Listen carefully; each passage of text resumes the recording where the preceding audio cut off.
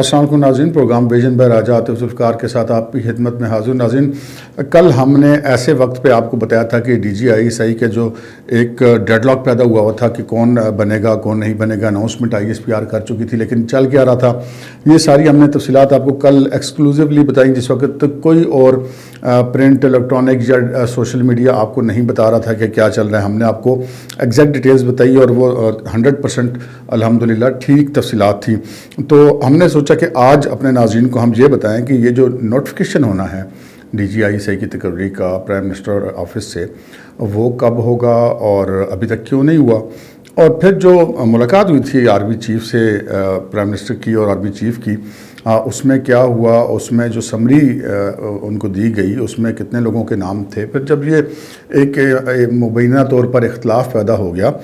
تو پھر اس کے بعد کون سے ایسے وزرات تھے جو کہ پیغام رسانی کرتے رہے راولپنڈی اور اسلام آباد کے درمیان، اور پھر جناب بالآخر فیصلہ کیا ہوا اور اب آگے کیا ہوگا اور کیا ہونے والا ہے، یہ آگے کیا ہوگا یہ تو یقیناً ہم اپنا تجزیہ کریں گے، لیکن اس سے پہلے جو میں نے آپ کو تفصیلات بتائی وہ ساری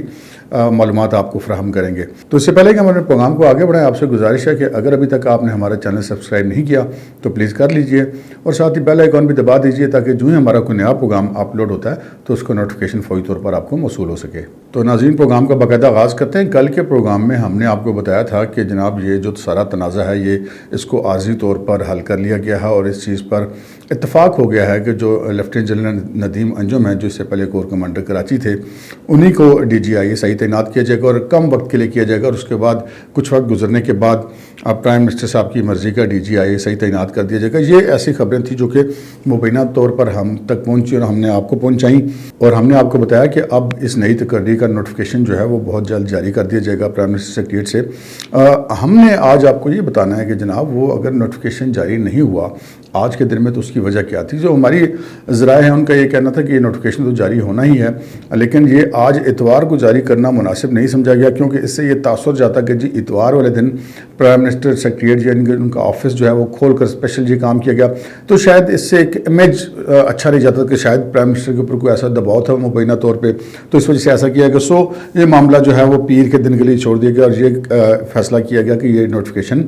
پیر کے دن جب ورکنگ ڈے شروع ہو گئے تو اس وقت کسی بھی وقت جاری کر دیا جائے گا۔ اب ایک اطلاع اور بھی ہے مبینہ طور پہ کہ جی پتہ یہ چلا کہ پرائم منسٹر خاصے ناخوش ہیں، اور انہوں نے ابھی تک وہ جو سمری ان کو دی گئی تھی اس کے اوپر ابھی تک انہوں نے سائن نہیں کیا، اگرچہ کہ یہ چیزیں طے ہو چکی ہیں کہ وہ اس پہ سائن کر دیں گے اور کل اس کا نوٹیفیکیشن بھی ہو جائے گا، لیکن ذرائع کے مطابق ابھی تک وہ اس نوٹیفیکیشن پر سائن نہیں ہوا۔ اب آپ کو یہ بتاتے ہیں کہ جو ملاقات ہوئی تھی اس حوالے سے ڈی جی آئی صحیح کی تقرری کے حوالے سے پرائم منسٹر کی اور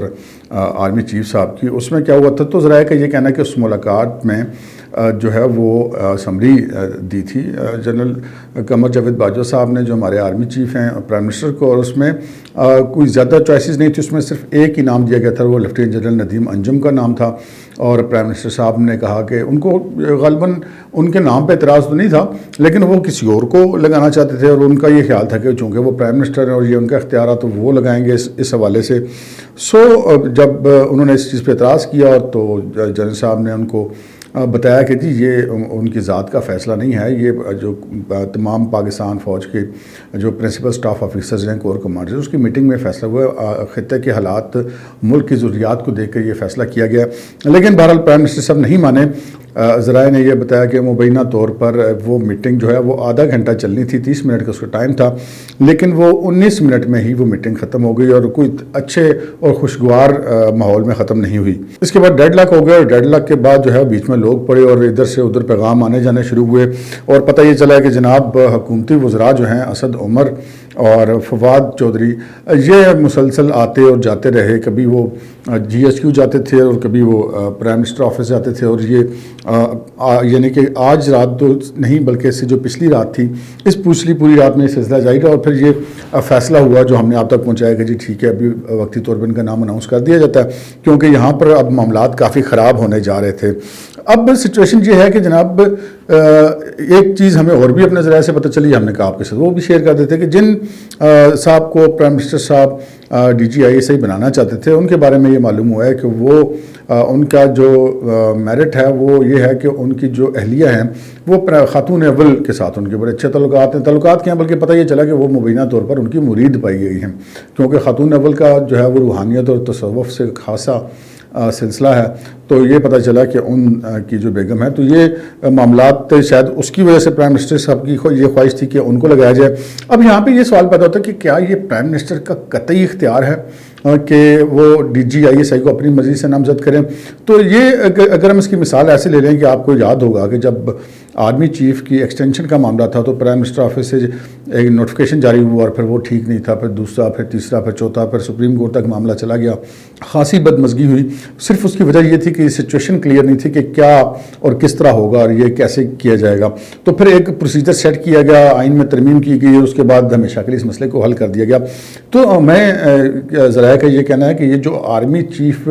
نے جو نام پٹ کیا تھا وہ ان کا اختیار تھا کہ وہ اپنی تجویز دیتے، لیکن پرائم منسٹر صاحب کی طرف سے DGI کی جو نامزدگی ہے یا ان کی تقرری ہے، یہ ایک روایت ہے، ایک روایت موجود ہے، لیکن کہتے ہیں کہ یہ ایسا کوئی قانون میں اس کی ایسی کوئی پابندی یا گنجائش نہیں ہے، اور یہ ایک روایت ہے جو چلی جا رہی ہے۔ لیکن اب جب یہ معاملہ کھڑا ہو گیا تو پھر شاید آگے چل کے اس کو بھی آرمی چیف کی ایکسٹینشن کی طرح حل کر لیا جائے گا۔ لیکن یہ اب معاملہ جو ہے وہ کافی خراب ہو گیا ہے۔ اب کل اگر یہ نوٹیفیکیشن ہو بھی جاتا ہے تو بھی جو ایک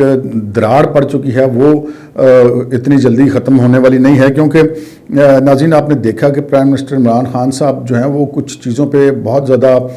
انا کا مسئلہ بھی بنا لیتے ہیں۔ آپ نے دیکھا کہ جب سے وہ پرائم منسٹر بنے انہوں نے وہ کبھی وہ تقریر نہیں کرتے جناب اسمبلی میں جا کے، جی اپوزیشن شور کرتی ہے، جبکہ ماضی میں سارے وزیر اعظم کے دور میں اپوزیشنیں شور کرتی ہی رہتی ہیں، لیکن PM صاحب کے مزاج پہ یہ بات بڑی ناگوار گزرتی ہے۔ پھر اسی طرح جس بھی معاملے میں اپوزیشن انوالو ہو وہ وہاں پر نہیں جاتے۔ ابھی آپ نے دیکھا کہ چیئرمین نیب کی تقرری کا معاملہ ہو، اپوزیشن سے مشاورت کرنا قانون اور آئین کی ریکوائرمنٹ، لیکن PM صاحب نے کہا جی میں تو نہیں بات کرتا اپوزیشن لیڈر سے۔ اسی طرح ماضی میں ہم نے دیکھا کہ گلگت بلتستان والا جو معاملہ تھا اس میں جب اعتماد میں لینا تھا اپوزیشن کو تو وہ پھر فرض آرمی چیف کو ادا کرنا پڑا، جبکہ کام یہ پرائم منسٹر صاحب کا تھا۔ اسی طرح جب کسی بھی معاملے پر کوئی بریفنگ ہوتی ہے، ہم نے دیکھا کہ بریفنگ تھی، آرمی چیف بھی گئے تھے پارلیمنٹ ہاؤس، DGI بھی گئے تھے، لیکن اس بریفنگ میں چونکہ اپوزیشن موجود تھی تو پرائم منسٹر صاحب نے اس بریفنگ میں شرکت کرنا قطعاً گوارا نہیں کیا تھا۔ اور